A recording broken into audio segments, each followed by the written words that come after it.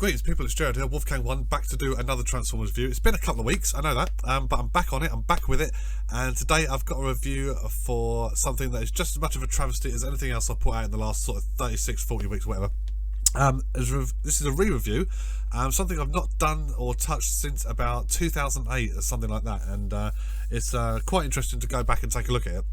So this is the review for Universe 2.0 Cyclonus.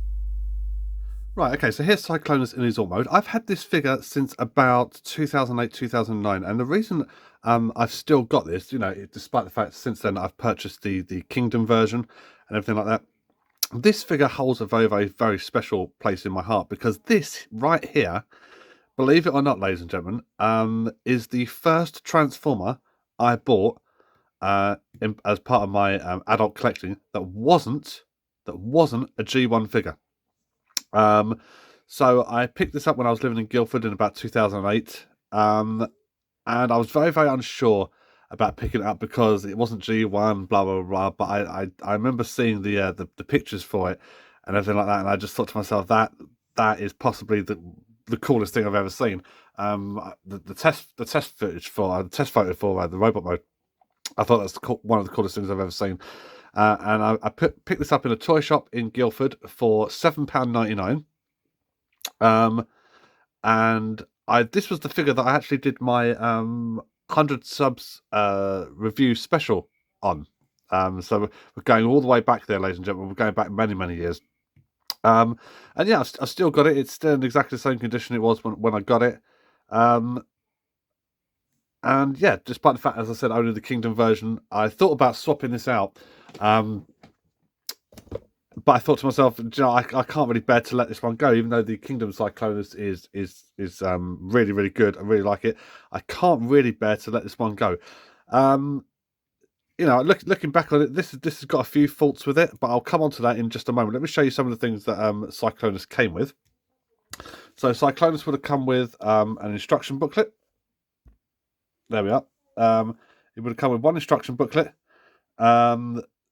detailing the transformation and everything like that. And he also came with this little fella, which was his Target Master companion Nightstick. So even back in 2008, they were exploring the and still looking into like sort of the Target Master line and sort of things like that. They hadn't given up on it completely. So normally, whenever they've re-released this figure or anything like that, it's always come with a Target Master companion. When they've recolored it into like different characters, it's always come with a Target Master companion. So this is the version that came with the original Cyclonus that I've got here. When he was re-released as part of the Battle for Cybertron 2-pack with the Classics Hot Rod, he came with this version, which was a more accurate coloured Nightstick. And to transform him is very, very quite simple. Let me go back to the original.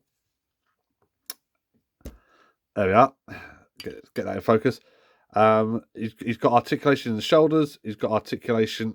Let's see if I can get that a little bit closer to the camera. Try getting some light on the bastard would be good as well, wouldn't it? You can tell I've not done this for a couple of weeks. Fuck's sake.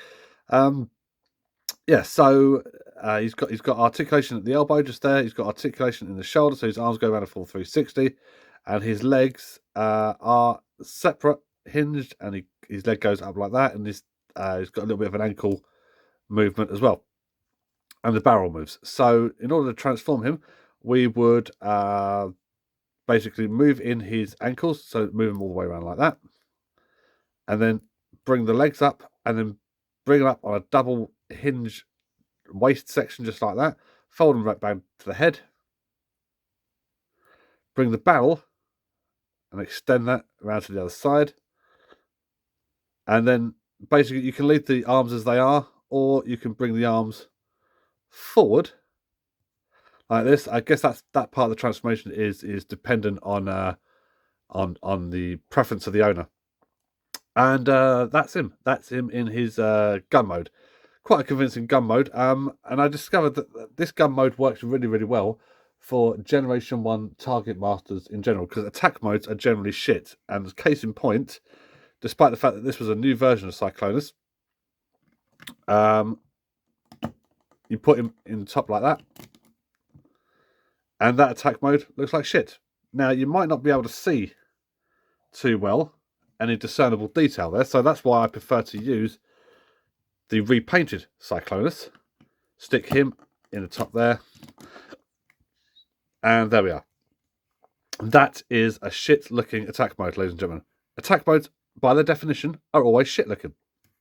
But the overall nightstick design works better with Target Masters, Generation 1 Target Masters in general. I've got here, which I will do a review on him at some point soon, Generation 1 Point Blank. Okay, so he's got his Target Master just there. The attack mode looks like shit. If I take that off and I put on Nightstick, that the design of Nightstick just works a little better in terms of the old Target Masters. That's just a personal preference of mine. We'll come on to Point Blank some other time.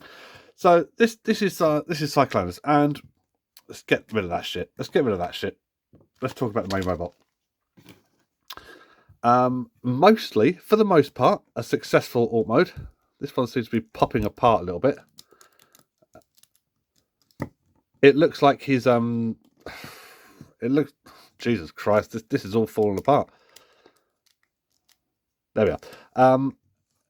Pretty much looks like his alt mode from the Generation 1 comics. There are a few differences to try and make it a little bit modernized and things like that. However, having said that, there are a couple of things that don't necessarily work, which is, for example,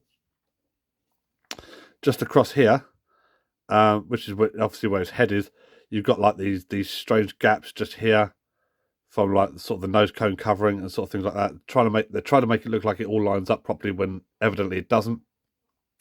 And around the back here, they never found a way to take care of this, which the older the figure gets, the more basically the worse this gets, because try as I might, I cannot get this to line up in any way, and it transpired that there was no way you were ever going to get all this lined up perfectly. Fucking focus, you cunt. You were never going to get all this lined up perfectly, so you always had this strange gap and everything like that, and that's because of the way the legs form in robot mode. If I bring it around to the front, you'll see that it doesn't particularly line up very well there either. Okay, but then again, considering this is the first attempt to try and do Cyclonus from his generation, trying to do a modern day Generation 1 counterpart, and sort of depending on the limitations of the figure and the toy manufacturing at the time, it's not the worst thing I've ever seen in the world. He's got his own sort of landing gears, which will retract into the vehicle, so that goes like that. This goes like this, and then the arms, well, what will become the arms, the wings tend to pop out of their support cradles and things like that. So it looks like it should sit together very, very well just here and everything like that. But a lot of this is all dependent on friction, and if you get it in the wrong part, things will just pop off. So that's to its detriment, ladies and gentlemen. Despite that, it's not the worst toy in the world. Okay, now we're going to take it to transformation, because this review's been going on and on a little bit, and I've actually said nothing of interest.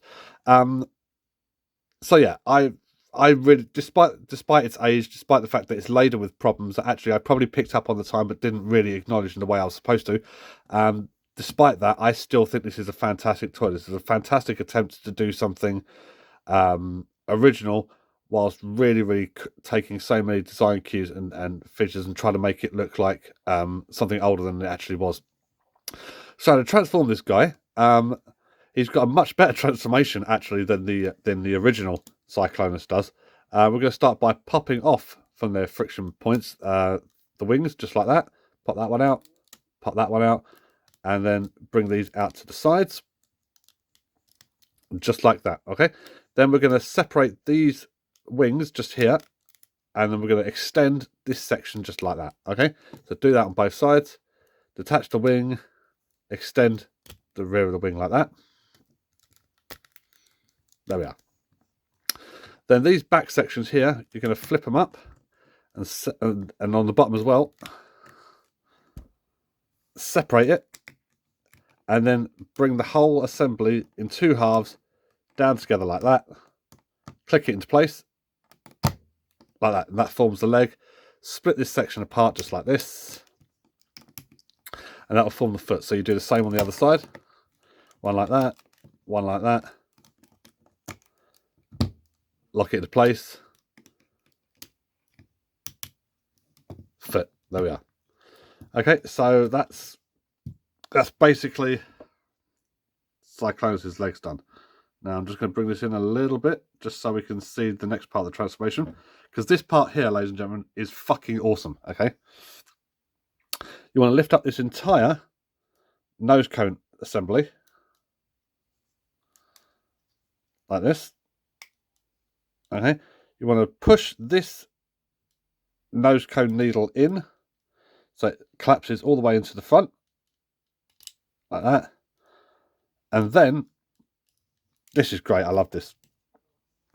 Take this entire section just here, fold it in, and then fold it in again. The whole thing collapses into the open cavity. Bring that up like that, close it in, spin round the head, okay? And then, on this hinge just here, you want to spin it round, and then spin it round again, like that, until this section locks into here, and locks in. So same on that side. And then extend the hands from these points here. One like that. The other like this. Rotate the arms forward. And then the final part, to make this look perfect, is collapse the wings back on these double hinges, like this. And then fold them around the back of the shoulders. And that right there, ladies and gentlemen, is Universe 2.0 Cyclonus. Now, the colour scheme, I will be honest with you, the colour scheme is a bit fucking weird. What with the amount of light grey, dark grey and purple, at the same time, it creates an interesting contrast. So it's not just all block one colour virtually like the Kingdom Cyclonus is. There does seem to be a little bit of variation, and I like that. I like that a lot. And if I could try somehow and get the light behind Cyclonus' head, right? This has one of the greatest examples of light piping I've ever seen on a figure.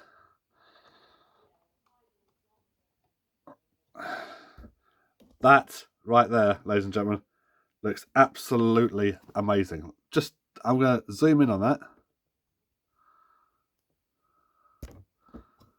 That looks menacing as fuck, right? Just there. That looks absolutely incredible. Right. Now let's put everything back. There we are. Just a quick example there of light piping. Now I've got to try and get everything back in. I fucked that right up, ladies and gentlemen. I really did. He's got articulation. Let's see. Fucking hell. Not do this for 2 weeks, all of a sudden I don't know what the fuck I'm doing. So his shoulders go around like that. His arms do a swivel just there. And the hands moving on the ankles. He's got articulation there and at the knee. You can get him into some interesting poses. The head goes around a full 360. You can get him into some interesting poses, but not to the same level of that modern day toys do. So I can get him into that pose there, but unless I've got him standing up against something, what he actually wants to do is fall over. Now, he can hold Cyclonus as well in his weapon. The only problem is he's only got one hand to do that in, which is the right hand side.